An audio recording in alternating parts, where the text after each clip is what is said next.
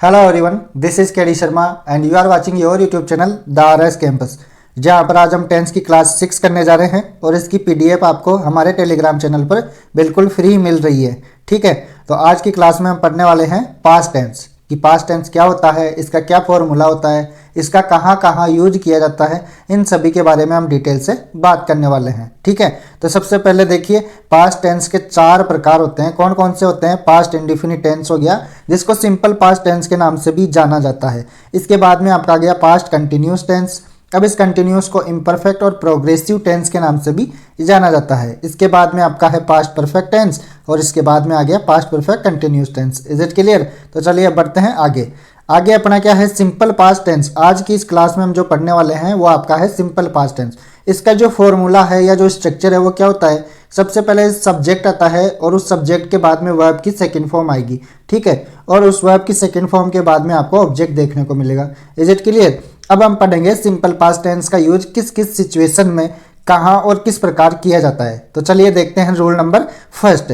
Rule number first में आपको क्या बताया जा रहा है? यह टेंस पास्ट में होने वाले कार्यों को बताने के लिए यूज होता है। पास्ट में कोई बात हो गई उसके बारे में बताने के लिए सिंपल पास्ट टेंस का यूज करेंगे और साथ ही किसी निश्चित समय का बोध कराता है कि पास्ट में इस समय ये बात हुई थी। चलिए कुछ एग्जाम्पल के माध्यम से इसे और भी अच्छे से समझते हैं। जैसे देखो, the peon bought a cup of tea. तो बोट क्या है? वही वर्ब की सेकंड फॉर्म है। ठीक है, हिज फादर कम बैक, वापिस लौट आए। केम यहाँ पर क्या है? वर्ब की सेकंड फॉर्म। अगला देखिए, I bought this pen in New York. New York में मैंने ये पेन खरीदा। इसके बाद में he went to Mumbai yesterday. ठीक है, ये टाइम की बातें आ रही है, अभी येस्टरडे आ गया मतलब पास्ट हो गया। She came to see me in last night, पिछली रात। तो यहाँ पर केम सेकंड फॉर्म, इसका मतलब लास्ट नाइट से क्या हो गया? पास्ट हो गया। The building was built in 1999, मतलब 1999, पुरानी बात हो रही है। I bought some chocolates on Sunday, last गत रविवार को। तो यहाँ पर लास्ट संडे भी वो लिख सकते हैं और संडे लास्ट भी। Is it clear? तो चलिए बढ़ते हैं आगे। अब यहाँ पर ये आपको जितने भी शब्द दिखाई दे रहे हैं ना, जैसे येस्टरडे हो गया, येस्टरडे मॉर्निंग, येस्टरडे नून, येस्टरडे इवनिंग, येस्टरडे, मतलब दिन के जो भी पार्ट्स हैं अलग अलग, उनके पहले अगर येस्टरडे लगा हुआ है तो सिंपल पास्ट टेंस का यूज होगा। द अदर डे लिखा हुआ है सेंटेंस में तो सिंपल पास्ट टेंस का यूज होगा। एगो आ गया तो भी सिंपल पास्ट टेंस का यूज होगा। Last morning, last evening, last night, ये सभी शब्द आ गए। या फिर किसी पुराने समय की बात हो तो आपको किसका यूज करना होगा? सिंपल पास्ट टेंस का यूज करना होगा उस सेंटेंस में। आई होप आपको ये बात समझ में आ गई होगी कि ये जितने भी टाइम एक्सप्रेसिंग वर्ड्स हैं, अगर ये आपको किसी सेंटेंस में दिखाई देते हैं तो वहाँ पर आपको कौन सा टेंस यूज करना होगा? Simple past tense. Is it clear? चलिए बढ़ते हैं आगे। आगे आपका है रूल नंबर 2। इसमें क्या बताया जा रहा है? देखो, पास्ट हैबिचुअल एक्शंस, मतलब पुरानी आदतों के जो कार्य होते हैं उनको एक्सप्रेस करने के लिए भी किसका यूज होगा? सिंपल पास्ट टेंस का। जैसे ही वेंट ऑन संडेज, वह प्रत्येक रविवार को जाया करता था, मतलब अलग अलग जितने भी संडे आते थे उनको जाता था। इन माई चाइल्डहुड, ये देखो पुराने समय की बात हो गई। मेरे बचपन में मैं क्रिकेट खेला करता था, ये एक आदत थी उसकी। ठीक है, she always invited me to dinner, वह हमेशा मुझे क्या करती थी? डिनर पर बुलाया करती थी। मोहन ऑलवेज कैरिड ए बैग, मोहन हमेशा एक बैग ले जाया करता था या साथ रखता था। ऐसी सिचुएशन में हम सिंपल पास्ट टेंस का यूज करते हैं जहां पर हम पुरानी आदतों के बारे में वर्णन करते हैं। Is it clear? अब देखिए इस बात को थोड़ा सा ध्यान दीजिए। यहाँ पर क्या लिखा हुआ है? नोट, पास्ट हैबिचुअल एक्शंस को एक्सप्रेस करने वाले वाक्यों में always, never, seldom, often, scarcely, rarely, once a day, once a week, once a month, daily, every day, every week, every month, every year आदि शब्द अगर आपको दिखाई दे रहे हैं और उनमें पुरानी आदत की बात की जा रही है तो आप सिंपल पास्ट टेंस का यूज करेंगे। अदरवाइज आपको ऑप्शन के अनुसार सिंपल प्रेजेंट टेंस का यूज करना होगा, जिसके बारे में हम पहले बात कर चुके हैं। Is it clear? तो चलिए बढ़ते हैं आगे की ओर। आगे देखिए यूज्ड टू, ये भी क्या करता है? पुरानी आदत के बारे में बताता है। जैसे Gandhi ji used to spin in the afternoon, Gandhi ji दोपहर के बाद के समय में क्या करते थे? सूत काता करते थे। तो ये भी क्या करता है? पुरानी आदत के बारे में बताता है। ठीक है, इसके बाद में देखिए वुड, ये भी क्या करता है? पुरानी आदत के बारे में या पुराने किसी कार्य के बारे में बताता है। जैसे she would wait for her lover in the park, वह अपने प्रेमी का इंतजार पार्क में किया करती थी। तो ये सभी क्या है? पुरानी आदतों को बताने के लिए यूज लिए जाते हैं। इनके बारे में हम डिटेल से मॉडल्स के अंतर्गत और भी अच्छे से पढ़ेंगे। ठीक है, तो चलिए बढ़ते हैं आगे की ओर।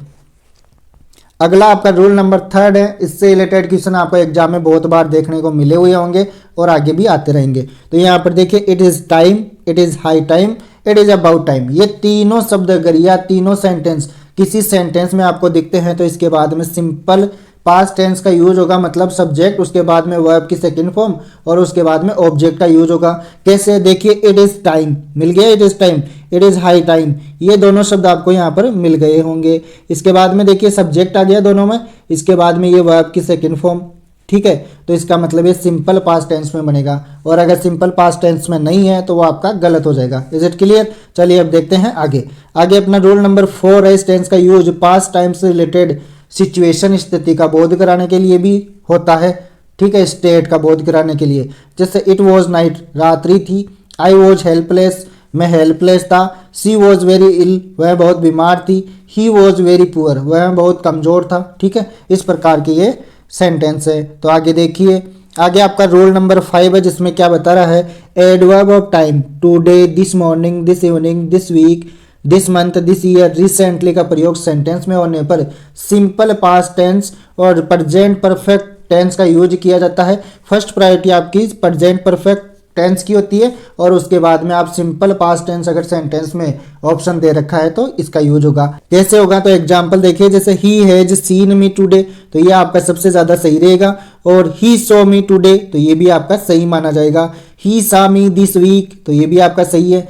ही has seen me this week, तो ये ज़्यादा आपका सही माना जाएगा। Is it clear? इसके बाद में आगे देखिए, आगे क्या है, rule number 6, simple past tense का प्रयोग पास्ट में किसी कार्य के होते रहने का बोध कराने के लिए भी होता है।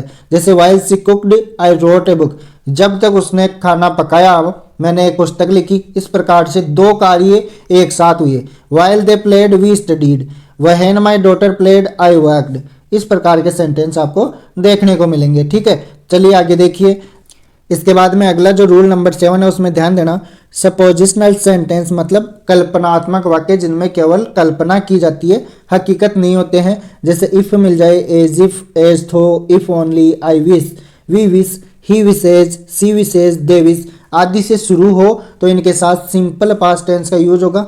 कैसे, देखिए, आई विश आ गया तो इसके साथ सिंपल पास्ट टेंस का यूज होगा। I wish I were the CM of Bihar, जो कि क्या है, संभव नहीं है, केवल कल्पना मात्र है। इसके बाद में if I became the prime minister, तो इफ के बाद में क्या आएगा, सिंपल पास्ट टेंस। और इसके बाद में भी अगर सेंटेंस आना हो तो यहाँ पर वुड प्लस वर्ब की फर्स्ट फॉर्म, या माइट प्लस वर्ब की फर्स्ट फॉर्म, या फिर शुड प्लस वर्ब की फर्स्ट फॉर्म, इस प्रकार के शब्द आपको देखने को मिलेंगे। या फिर यहाँ पर कुड भी आ जाता है, कभी कभी कुड प्लस वर्ब की फर्स्ट फॉर्म भी देखने को मिल सकती है, ठीक है। यहाँ पर आपको इस बात का ध्यान रखना है। इसी प्रकार देखिए, ही टॉक्स, वह बात करता है। एजिप, एजिप के साथ कौन सा आएगा, सिंपल पास्ट टेंस आएगा एजिप के साथ में। तो आगे क्या आना चाहिए, ही वर माई मास्टर। इसका मतलब ये सेंटेंस आपका बिल्कुल सही है। Is it clear?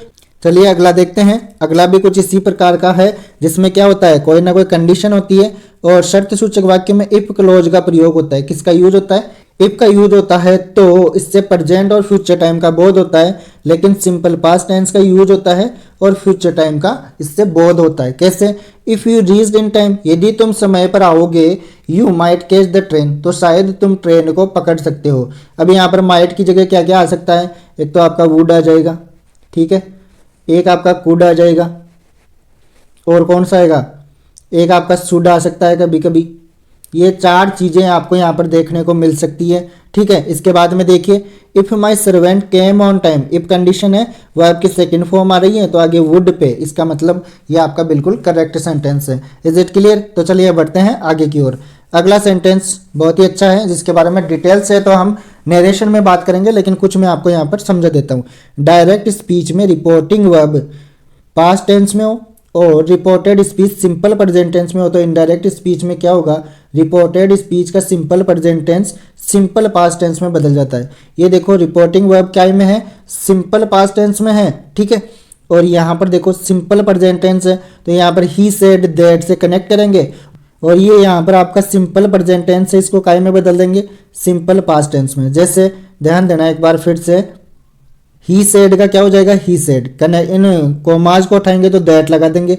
आई का क्या हो जाएगा, इसके अकॉर्डिंग आएगा सब्जेक्ट, तो ही आ गया, ठीक है। वांट का क्या हो जाएगा वांटेड, वर्ब की सेकंड फॉर्म होती है, ये क्या हो जाएगा पास्ट में बदल जाएगा, ठीक है। लेकिन यहाँ पर जो बात याद रखनी है वो इस बात को ध्यान में देना। लेकिन यूनिवर्सल ट्रूथ कोई सार्वत्रिक सत्य बात हो, कोई सिद्धांत हो या कोई कहावत हो तो रिपोर्टेड स्पीच में हो का यूज रिपोर्टेड स्पीच में यूनिवर्सल ट्रूथ प्रिंसिपल या प्रोवर्ब का यूज रिपोर्टेड स्पीच कौन सी हो गई, ये कोमा के अंदर वाली, ये हो तो इसके टेंस में कोई परिवर्तन नहीं होता है। कब नहीं होता है, जब इसको इनडायरेक्ट स्पीच में बदला जाता है। कैसे, जैसे ही सेड 2 and 2 makes 4, 2 और 2 4 होते हैं, फिक्स है, यूनिवर्सल ट्रूथ है, तो इसमें he said that 2 and 2 makes 4, इस प्रकार ये अपना सही हो जाएगा।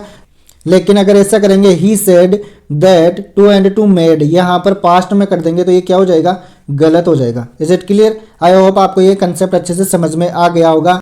लेकिन अगर आपने अभी तक चैनल को सब्सक्राइब नहीं किया है तो चैनल को सब्सक्राइब जरूर कीजिए, क्योंकि आपको यहाँ पर इंग्लिश ग्रामर से रिलेटेड इसी प्रकार के वीडियोस मिलते रहते हैं। तो चलिए बढ़ते हैं आगे की ओर। आगे अपना रूल नंबर 10 है भाई। कौन सा रूल है? पास्ट में कोई कार्य हो रहा हो और उसी के दौरान कोई दूसरा कार्य हो, कोई कार्य चल रहा है उसी समय कोई दूसरा कार्य हो तो हो रहे कार्य या जारी कार्य के लिए पास्ट कंटिन्यूस टेंस का यूज होता है, तथा उसी के दौरान होने वाले कार्य के लिए सिंपल पास्ट टेंस का यूज होता है। जैसे when I was writing a book Sudhir ji arrived, जब मैं एक बुक लिख रहा था सुधीर जी आ गए। इस प्रकार के सेंटेंस, मतलब एक कार्य चालू है उसी दरमियान कोई दूसरा कार्य भी हो रहा है, ठीक है। तो ऐसी सिचुएशन में क्या करेंगे, एक कंटिन्यूस में होगा और दूसरा सिंपल पास्ट टेंस में, ठीक है। इसी प्रकार देखिए she was cooking food when her husband came, ठीक है। जब उसके पति आए तो वह क्या कर रही थी, खाना पका रही थी। ऐसे दोनों प्रकार से बन सकते हैं इसमें, व्हेन के साथ में पास्ट कंटिन्यूस भी और व्हेन के साथ में सिंपल पास्ट टेंस भी। इस प्रकार दोनों प्रकार से इनको बनाया जा सकता है। While he was watering the plants and insect bit him, इस प्रकार बन जाएगा। इसके बाद में एक और एग्जाम्पल है, while the girls were dancing their father came to see them.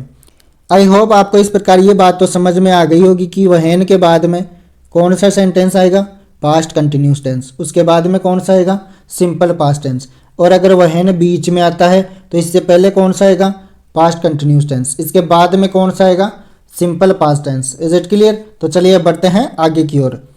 अगला आपका रूल नंबर है 11। पास्ट में दो कार्य हुए जिनमें प्रथम कार्य पहले तथा दूसरा कार्य बाद में, तो प्रथम कार्य को प्रीवियस एक्शन कहा जाता है तथा इसके साथ पास्ट परफेक्ट टेंस का यूज होता है। लेकिन दूसरे कार्य जो बाद में हुआ उसको क्या कहते हैं, सबसीक्वेंट एक्शन कहा जाता है तथा इसके साथ सिंपल पास्ट टेंस का यूज होता है। कैसे, देखिए the patient had died before the doctor came, doctor के आने के पहले रोगी मर चुका था। तो पहले कौन सा काम हुआ, द पेशेंट हैड डाइड, तो ये कौन सा हो गया, प्रीवियस एक्शन हो गया, तो ये कौन में बनेगा, पास्ट परफेक्ट टेंस में। रोगी मर चुका था, ठीक है, किसके आने से पहले, बिफोर द डॉक्टर केम, तो बाद में कौन सा काम हुआ, डॉक्टर आया, तो ये कौन सा एक्शन हो गया, सबसीक्वेंट एक्शन हो गया, तो ये कौन से में बनेगा, सिंपल पास्ट टेंस में। इसी प्रकार the doctor came after the patient had died, रोगी के मरने के बाद डॉक्टर आया, रोगी के मरने के बाद डॉक्टर आया, तो ये देखो कौन से में बनेगा, पास्ट परफेक्ट टेंस में, द पेशेंट हैड डाइड। और बाद में कौन आया, बाद में होने वाला काम क्या है, द डॉक्टर केम, तो इस प्रकार ये कौन से में बनेगा, सिंपल पास्ट टेंस में।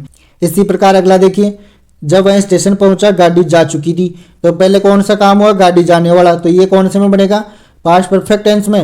और स्टेशन पहुंचने का काम कब हुआ, बाद में, तो ये कौन सा बनेगा, सिंपल पास्ट टेंस में। आई होप आपको ये बात समझ में आ गई होगी। इसके बाद में आगे आपको क्या करना है, अगर आपको वीडियो अच्छा लगा हो तो वीडियो को लाइक कीजिए, और अगर आपको लगता है कि इन्फॉर्मेटिव है और यहाँ पर सभी क्लासें फ्री हैं, अच्छे से मिल रही हैं, तो आप इस वीडियो को अपने दोस्तों के साथ ज़रूर शेयर कीजिए, ठीक है। और अगर आप चैनल पर पहली बार आए हैं, आपने अभी तक सब्सक्राइब नहीं किया है, तो इसे सब्सक्राइब जरूर कीजिए, जिससे हमें भी मोटिवेशन मिल सके आपके लिए लगातार वीडियो बनाने के लिए, ठीक है। तो मिलते हैं अगले वीडियो के साथ, तब तक के लिए टेक केयर, बाय बाय।